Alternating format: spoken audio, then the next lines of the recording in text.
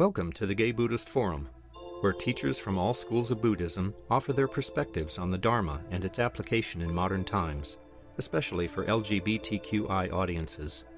These talks are offered freely to the world and made possible by appreciative listeners.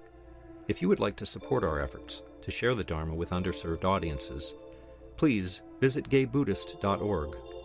There you can donate, find a list of upcoming speakers, or enjoy many hundreds of these recorded talks dating back to 1996. Having had the good fortune not only to have been born into this world as a human being, but also to have encountered the teaching of the great Shakyamuni Buddha, how can we help but be overjoyed? Those are the words of Hakuin Zenji, a wild man and a Zen monk and a poet. I am so happy to be here with you today. I love coming here. And it's a special day for me because I want to share with you this book, my latest book, The Zen Way of Recovery, because a number of the talks in here stem from talks that I've given you over the years. So this is very special for me to bring this book to you.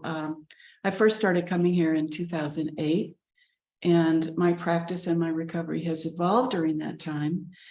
And so I would like to take this opportunity to share some excerpts from this book with you. You may be in recovery, you may not. I like to say we're all recovering from something. The Buddha said that our suffering stems from our craving or our attachment. In Sanskrit, tanha, which is translated as thirst, which is very convenient for those of us who are alcoholic.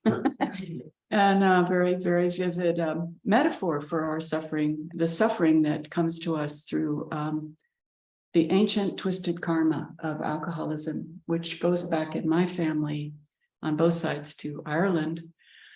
So I want to say that alcohol started manifesting in my life when I was a teenager. And by the time I was in my early 20s, I was living in Juneau, Alaska. And I entered at that time what I still think of as the heart of darkness, the darkness of addiction. I heard somebody say earlier, I'm such a creature of habit. And we all are. We're all creatures of habit. Some of our habits are life-affirming and joyful and connective with other people. And some of our habits cut off the sunlight of the spirit. And for me, alcoholism gave me this great elation, a wonderful feeling of connection with all beings. It took away my shyness. It made me able to connect with others. And very shortly, it started taking those things away. Alcohol started taking those things away. I had a lot of fun and a lot of kind of risky adventures behind alcohol and drugs. But in Juneau, I came to one night after a night at the Red Dog Saloon. I came to out of a blackout crawling through the snow. And that got my attention because people die that way. People die that way. They just pass, they don't know what they're doing and they don't wake up. So I came back to San Francisco and I started looking for a spiritual solution, and I found Zen practice, which sustained me in a very profound way. Very soon I was living at Tassajara Zen Mountain Monastery, and I loved the rigor and discipline of monastic life and practiced diligently for 5 years. But when I came back to the city, alcohol started creeping back into my life.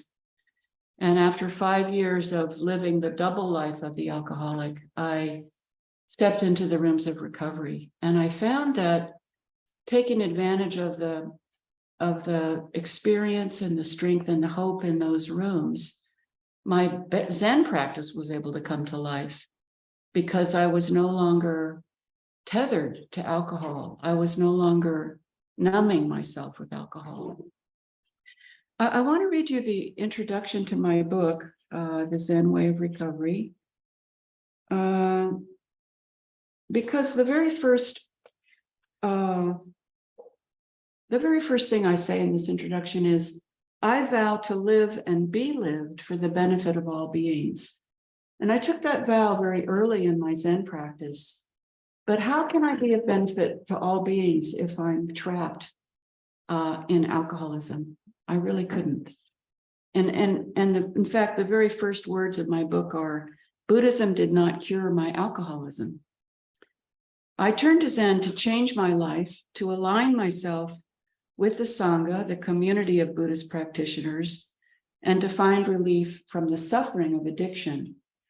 But until I opened my heart to the principles of recovery, I was cut off from the deepest sources of my own being.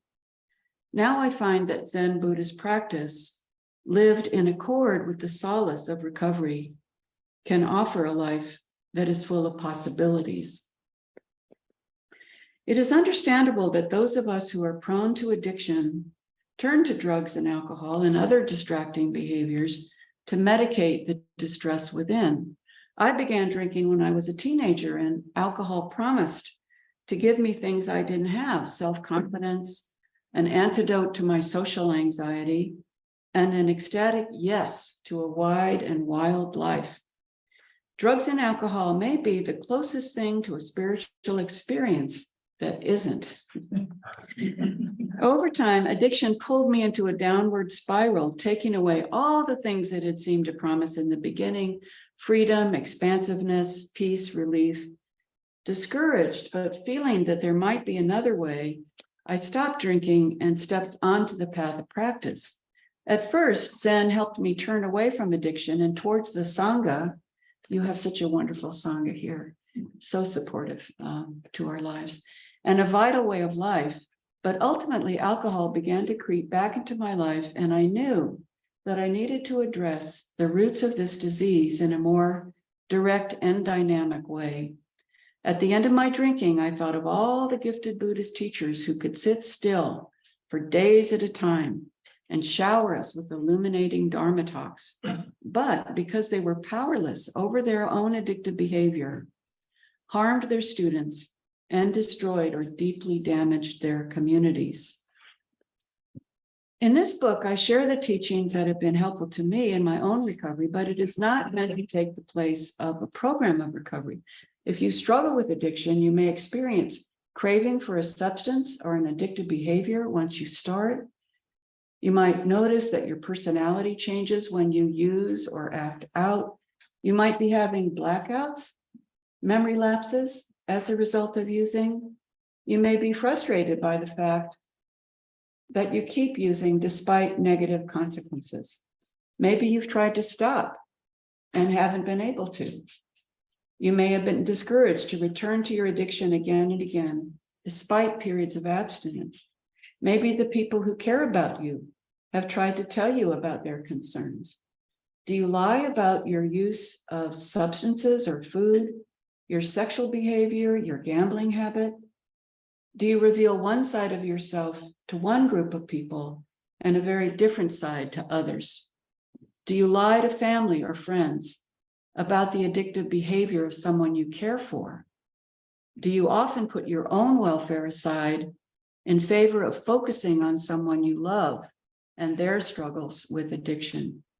If any of these signs sound familiar to you, I strongly recommend that you find a recovery program that can directly address your addictive patterns rather than relying solely on Buddhist teachings to keep you sober. There you can do the work that will help you to fully engage in Buddhist practice. So this book is really directed at all beings, and we certainly have a lot of distractions in our culture, and screen addiction is a big one now. There are 12-step programs and recovery programs for that. We all rely on screens. I'm in awe of this technology, but it can interfere with our openness to one another when we're staring at our phones. And it breaks my heart, since I taught third grade for so long, to see little kids crossing a street with headphones on and looking at a phone. It's just so dangerous. And so how are they going to develop an inner life while doing that? I want to share with you chapter 17 from my book. It's called, just excerpts from it, called The Healing Power of Forgiveness. Because forgiveness is so important to those of us in recovery. The talks that I've given here in the past, by the way, have been Buddhist talks.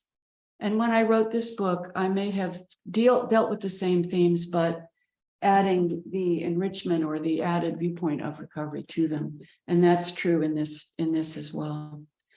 To forgive is to set a prisoner free and discover that the prisoner is you. Louis B. Smedes. Forgiveness is the practice of softening, of gently letting go of deeply held anger and resentment. Part of our recovery is to face the harm that we've done to others and to make amends. And all human beings can do that, right? If we're going to ask for forgiveness, shouldn't we be willing to forgive? And if we're going to ask others to forgive, shouldn't we be willing to forgive ourselves? Buddha taught about suffering and about an end to suffering. The precepts, the Buddhist precepts, are a kind of medicine that heals suffering by shining a light on body, speech, and mind. One of the 10 prohibitory precepts tells us, a disciple of the Buddha does not harbor ill will. To harbor ill will is to cling to and identify with the ways in which we feel someone has harmed us, and to hold on to a one-sided and limited view of others. In recovery, we learn that we don't have to nurse our resentments in order to be true to ourselves. For those of us in recovery, resentment and righteous indignation are dangerous because they can lead us back to a drink or a behavior that we want to turn away from. When we're trapped in obsessive thoughts about resentment and revenge, we can't be fully present for this moment. We can't see the person in front of us fully. We can't take responsibility for our own part in things. And we can't live our lives with the ease and joy that we long for. If we just took up the practice of forgiveness, we could enact the principles of Buddhism completely. Phan Thi Kim Phuc, I hope I'm pronouncing her name right, was 9 years old on June 8th, 1972, when she was photographed running naked down a dusty road in her village in South Vietnam. Kim Phuc and other villagers had been accidentally napalmed by South Vietnamese planes and were fleeing for their lives. Nick Ut received a Pulitzer Prize for this iconic photograph, which became a searing symbol of the war, and some would say helped turn the conscience of many Americans. Ut took the children to a hospital in Saigon, where Kim Phuc stayed for 14 months, receiving 17 surgical procedures. It wasn't until she was taken to a special clinic in Germany in 1982 that she was finally able to properly move again. This is 10 years later. Do you remember that photograph? Yeah. In 1996, Kim Phuc spoke at the Vietnam Veterans Memorial. She talked about how we cannot change the past, but we can work together to ensure a more peaceful future. A Vietnam veteran, John Plummer, who claimed to have taken part in coordinating the airstrike that injured Kim Phuc, met with her and was publicly forgiven. Though it came to light later that he hadn't had a role in the airstrike, though he was active as a soldier in the Vietnam War, he'd been caught up in the emotion of the moment. Still, the two have enjoyed a lifelong friendship that has come to symbolize the power of faith and forgiveness in the wake of a terrible war that deeply affected them both. Kim Phuc has said that forgiveness has freed her from hatred. She wonders if the little girl in that photograph can forgive, then ask yourself, can you? Phan Thi Kim Phuc was awarded the 2019 Dresden Peace Prize for her work with UNESCO and for her tireless activism on behalf of world peace. Living in the realm of anger, resentment, self-pity, jealousy, fear, envy can never give us the freedom, peace, and connection that we long for. We would do well to look closely at the way we hold on to afflictive emotions that cause suffering for ourselves and others. We can't control other people, but with practice and recovery, we learn that we can radically transform our own reaction to the world and find new ways of being.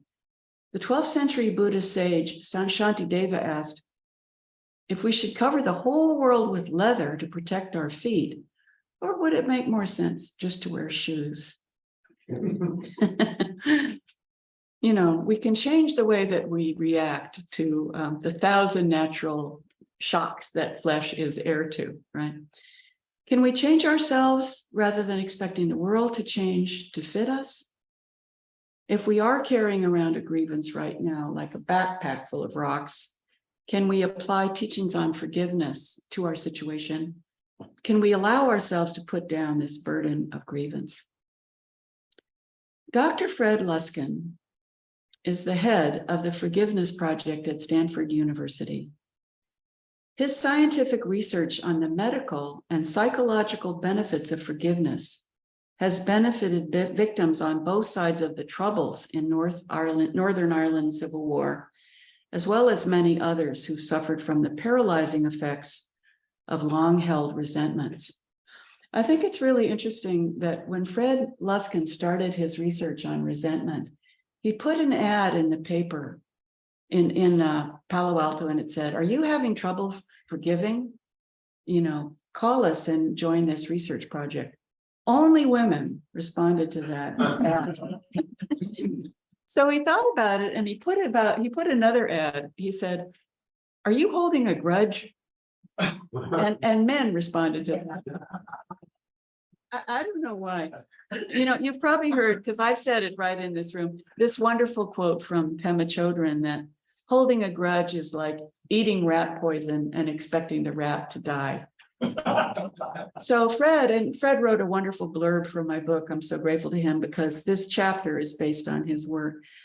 Through his work, he's been able to encourage people to let go of deeply held prejudices and hatreds, helping participants see their enemies as human beings with hopes and dreams and feelings, and with grief and sorrow just like their own. Henry Wordsworth Longfellow said, "If we could read the secret history of our enemies, we would find in each person's life sorrow and suffering enough to disarm all hostility." If we could read the secret history of our enemies, we would find in each person's life sorrow and suffering enough to disarm all hostility. To me, that's such a wonderful reminder of Buddhist compassion that we can extend to all beings, even if we're in conflict with them. In his research on forgiveness, Luskin has found that forgiveness is not about, this is really important, it's not about forcing ourselves to forget painful things that have happened to us. It doesn't mean that it's fine for people to mistreat us.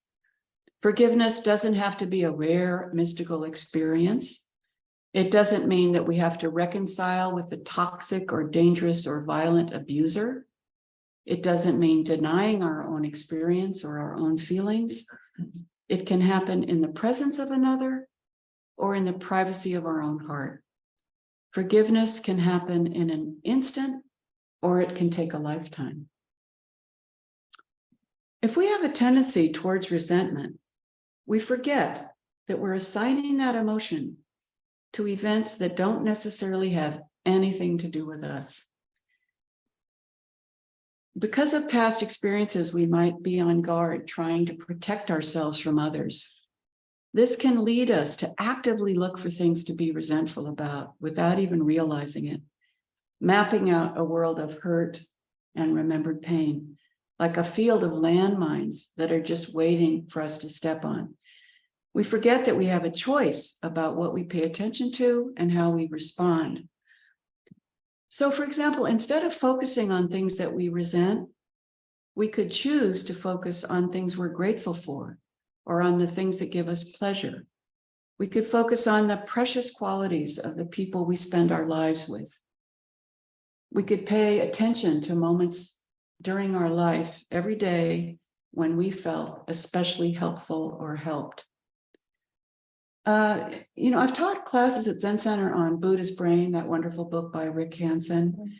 And Rick Hanson uses this phrase that I've seen a lot in brain research, which is that the brain is like Teflon for positive experiences and like Velcro for negative experiences. And, as a teacher, people could sing my praises as a teacher. Oh, you're so wonderful. And my daughters thrived in your class.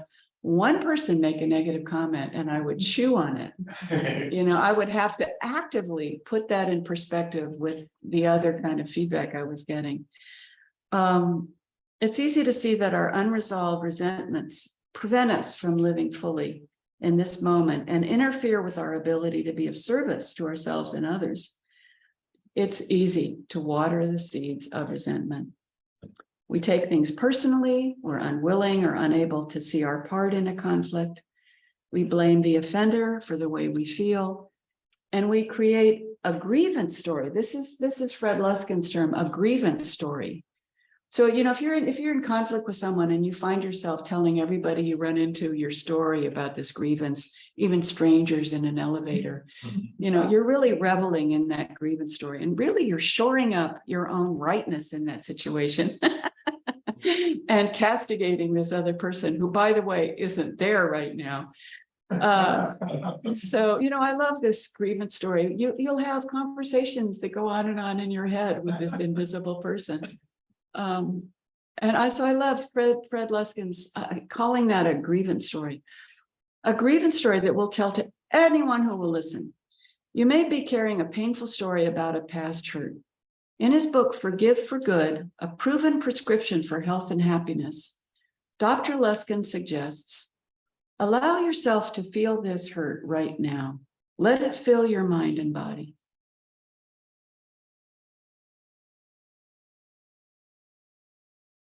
Recognize that this feeling of pain is understandable and part of being human.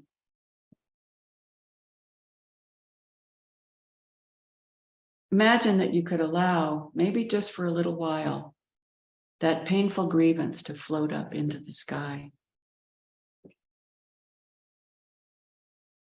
Imagine that you could let go of it and set it free, like a colorful kite dancing on the wind until it's just a speck in the sky. What would we feel like if we could do that? Resentment blooms when we don't notice that we've come up with a set of rules for other people that they aren't interested in following, or that they may not even know about. You don't realize that something you wished for from another person has turned into an assumption, a demand, an expectation. You might have been seeking things from others, and now you're frustrated and hurt that these things haven't been provided to you. You may have taken an offhand remark too personally, and now you feel betrayed. When we harbor unexpressed or unrealistic expectations, and when we don't get what we think we deserve, we're in danger of turning ourselves into a victim and being trapped in corrosive and unproductive self-pity. We start asking, why me? I'm a good person. How could this happen to me? I don't deserve this. How could someone treat me this way? I think of the book, When Bad Things Happen to Good People. What's even worse is when good things happen to bad people.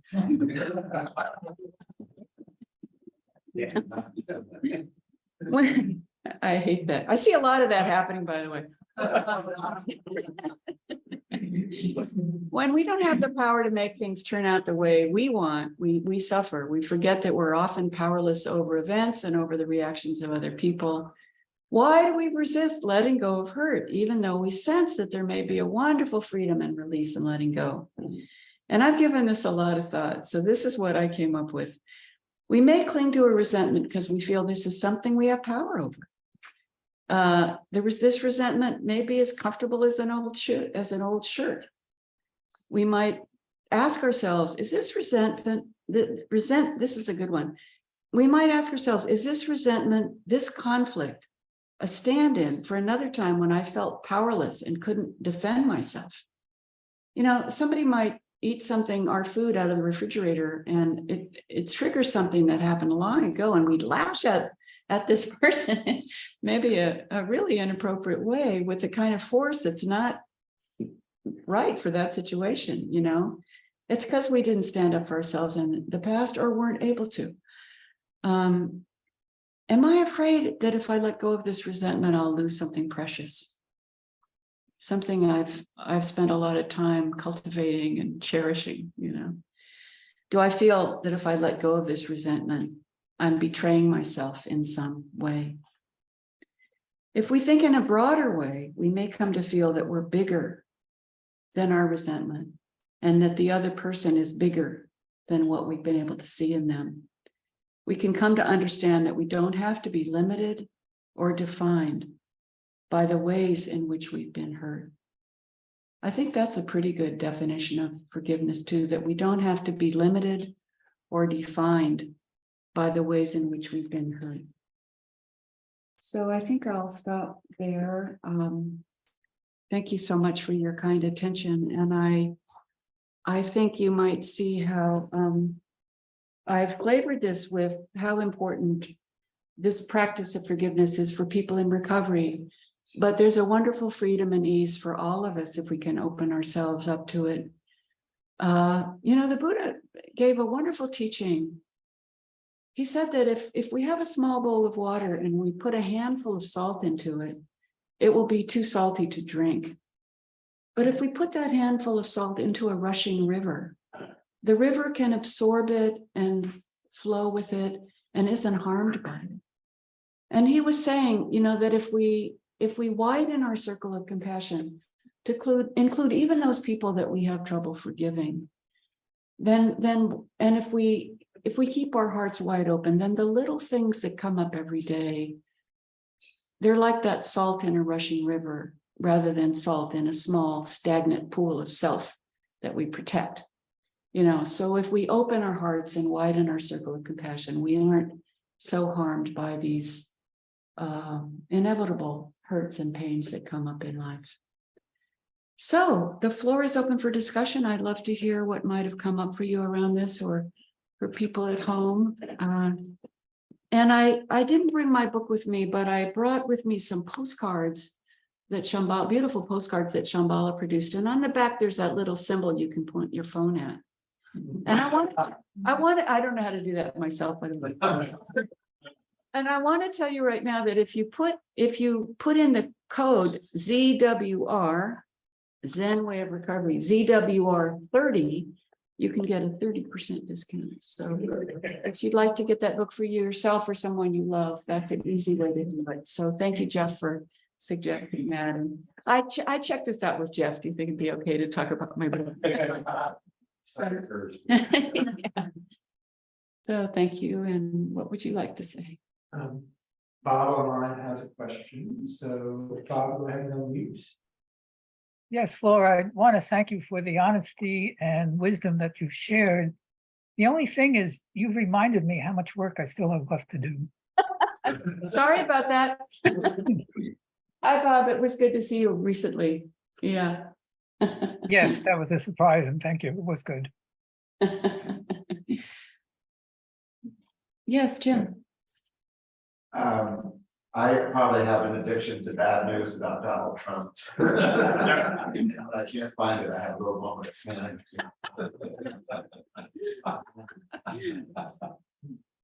And last night I was at an engagement party for old school friend's daughter, and the father, who is wonderfully well spoken, has a rich mind, and is a wonderful musician, and was a great poet, and he's a trumper. But I realized I let it go for the evening. It's never opined in front of me. I think it's sort of a secret scandal in his life. But I just thought that was interesting, that because it was such a lovely event, that I could just, it didn't come up. Mm-hmm. And I don't know if that's, well, I don't want to hold anything dark in my heart with him. But he drives everyone facing, but he gets going. Anyway, I just thought I'd say that. It just was an eclipse. My judgment wasn't about that. Thank you so much, Jim. And in terms of Trump, we could invoke the ancient phrase, "This too shall pass," even though it's hard to believe at the moment. You know, I was in a Buddhist ceremony, and this was during Dick Cheney's time. And someone said that they had a friend who lived quite close to Dick Cheney, and that actually he was a very nice guy, and that you might want to go fishing with him sometime. And I thought, well, I don't know if you remember this. I thought, I might go fishing with him, but I'm certainly not going hunting. As you recall, Dick Cheney shot his friend in the face with buckshot, and his friend apologized for his face getting in the way. So we can try to open our hearts. Thank you for that, Jim. I think it's wonderful that your practice stepped in that moment. Yeah, I did. Yeah. Yes. For me, what resonated at the beginning, the importance of working on psychological side, or in your case, recovery. Mhm. For me, I was not particularly addicted to anything, but at some point I realized that I cannot bypass psychological work by jumping to spirituality and like this spiritual bypass thing, pretending that I'm already enlightened and separated, when in reality I was in denial and ignorant of my own confusion, psychological, misinterpreting myself and the world. And it had to be addressed through psychotherapy as more direct way of addressing at this level, because it's like there are several levels, and some problems need to be addressed on the levels they exist. You cannot jump over and pretend that you are not who you are. And for me, that resonated the Well, most. yes, thank you so much for saying that, because I got sober in 1985. And at that time, it was thought, oh, just practice more diligently. You know, you don't need AA, you don't need recovery, you don't need psychotherapy or yoga even at that time, unbelievably. 85, that was a long time ago. It was just thought that just practice harder, practice harder. And I thought I can just put on a black robe and smile benignly and spiritually bypass all the work that I've been able to do in recovery. So it's interesting to me that at that time I had to really convince Zen Center that recovery would be important for Buddhist practitioners. And it came to pass that, yeah, in psychotherapy was important for practitioners as well. And some of those Zen students went back to school and became therapists that were able to help others with a Zen kind of helpfulness along with psychotherapy. So let's take advantage of everything that's available to us. And we're so lucky we have the advantage of all these different paths that can flow together to encourage our lives. Thank you for that. Yes. I agree with what you're saying, that it takes a lot to make me. I mean, well, frankly, I'm wearing socks that I bought during the Trump administration. They say I miss Obama. Anyway, but growing up in San Francisco, I was a bartender for a while. Then I discovered crystal meth, and I've had many entanglements and lots of work in 12-step programs, which has benefited me. I then worked in a profession for 11 years, and I was also an avid bicyclist and rode from San Francisco to Los Angeles 3 times. Finally, worked riding in Oakland. I hit a pothole, was thrown off my bike and landed on my head. Went into a coma for a month. And I've spent the last 6 years recovering from that. And my speech has become somewhat normalized, but my walking is still a little funky. Anyway, I think it takes a lot of different methods and different modalities. I've been in therapy for at least 3 years. I did for physical therapy for 3 years, and I recently have started coming here, and I feel like spirituality and addressing that need in that way has helped tremendously. I mean, as far as my accident goes, I love bicycling. So I don't feel like I have any outwardly blame towards anything for that. I feel at peace with that, but I mean, I still feel a little messed up, but anyway, that's my spiel. Could you remind me of your name? Oh, my name's Ty. Ty, could we speak after Sure. the group, please? Thank you. Yeah, thank you for that.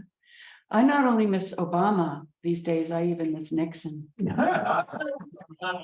Doesn't Nixon seem kind of cute? Like,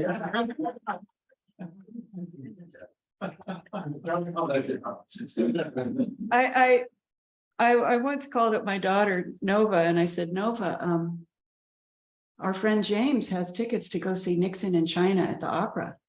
Want to come with us? You know, my wise daughter said, Mom, there's only one thing I hate more than opera, and that's Nixon. Anyway, I enjoyed the opera. Wow, that's good. Yes, Jeff. Thank you for sharing that, Tommy. I was addicted to crystal meth also, and went into recovery and appreciate the 12-step program. Partly because it does address the human, the personal part of it, the psychological. You know, to be able to humble yourself and say, you know, my name's so and so, I'm an addict, and to work the steps and things. And at the same time, Carl Jung apparently wrote letters back and forth with founders of AA. And he had worked with addicts, and he said, probably nothing less than a spiritual conversion will get somebody sober. So I appreciated that. I think spiritual practice is the wonderful supplement therapy. But my question is, it seems like, I mean, we all suffer. I mean, that's the personal truth. And alcoholics have what they talk about, this hole in our heart. Yes. Yeah, that we, you know, substitute, you know, medicating ourselves for, you know, an attempt to attain some kind of spiritual unity or something. Don't you think that addicts and alcoholics just sort of have more of the human experience, or more poignantly? Not to be special, but just I'm not sure, but I do feel among my fellow addicts and alcoholics in recovery, the reason we need recovery and practice is because of a hypersensitivity that we medicated. And also, by the way, my generation went through the assassination of John F. Kennedy, Malcolm X, Martin Luther King, the Vietnam War, and I almost wonder if we weren't traumatized by those things in a way that wasn't addressed by the adults around us, and that we medicated ourselves because of that, you know. Jeff used this phrase, the hole inside of us. I've heard so many people say this, that they felt they had a hole in their chest. Some people call it a God-sized hole. And by the way, as a Buddhist, when I came in recovery, I didn't have any trouble with the word God, because I was desperate enough that I just wanted to do whatever the people in the rooms of recovery were doing to stay sober. We have a phrase in Zen that a finger pointing at the moon is not the moon. And I came to feel that the word God is not God. It's a word that points at a mystery that I can't begin to understand. And at the end of my drinking, I was sitting in a classroom at San Francisco State because I'd gone back to school to get a teaching credential. You reminded me of this moment, Jeff. I was sitting in that classroom and I was 35 years old and I was just sick from the night before. And I had this moment of clarity that in spite of many spiritual opportunities in my life, I had a wonderful Buddhist teacher. I'd traveled the world. I had a beautiful daughter. that I'm sitting in a classroom where I had sat when I was 18 years old, and I suddenly felt I'd made no spiritual progress in my life, despite all my being able to sit still for 7 days at a time in a Zen retreat. And something in the depths of my being called out, please, please help me. And I had no idea what or who I was asking for help. And I got out of that classroom and I went into the hallway. They used to have these things called phone booths. There was a phone booth with a phone book. And I called a recovery program and went to a meeting, and I'm one of those lucky people that haven't had to take a drink since. That was a conversion experience. Sitting in that classroom and turning my will and my life over to a power that I did not understand. And in the rooms of recovery, what I found was that our collective intention to stay sober is far more powerful than my puny little, desire to stay sober. I can tap into the energy and commitment and intention of which I'm doing with you right now. Our intention to practice, to live a wholesome life, to go in appropriate direction. Something happens limbically. And it probably happens on Zoom too, but it's so nice to be in person, where we can tap into one another's energy as we go forward. Yes. I'm reminded of something that I learned in reportedly that Sri Dayamasa, who is the person who succeeded Paramahansa Yogananda in the self-realization fellowship tradition. Someone asked her once, why do people become addicts? Why is there addiction? Mm-hmm. And her response reportedly was that you cannot deny the soul's desire for bliss. Mm-hmm. And my journey of addiction has run the gamut of all sorts of exterior addictions, codependent addiction, relationship addiction, the difference is that thirst, that hunger that's never quenched, and the thirst that comes from knowing I'm loved unconditionally, that is. So thank you for sharing. Thank you very much. Maybe that's a good note to end on.